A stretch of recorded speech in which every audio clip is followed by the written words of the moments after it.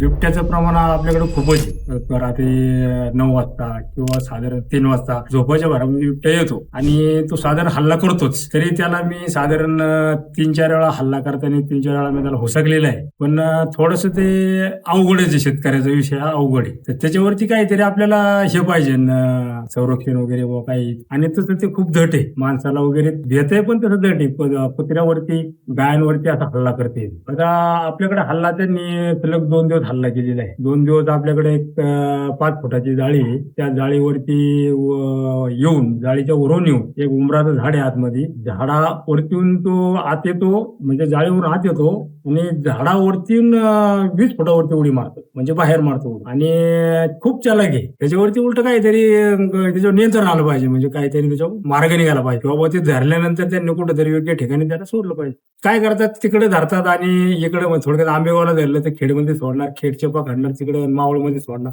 हा जो विषय हा थोडासा क्रिटिकल आहे. उद्या समजा बघा तुमचं कुत्रू धरलं, कुत्रू सोडून समजा उद्या माणूस धरलं, तर याच्यावरती काय पर्याय नाही ना. पण सरकार काय करू शकत नाही याला. बरं समजा तुम्ही उद्या 2 रुपये देणार आहे, त्या पैशाचं काय करायचं? आज माणूस गरजेचा आहे, पैसे आपल्याला गरजेचे नाही. पैसे माणूस तर पैसेच आहेत, पण त्याच्यावरती काहीतरी नियंत्रण सरकार वगैरे असं काही केलं पाहिजे.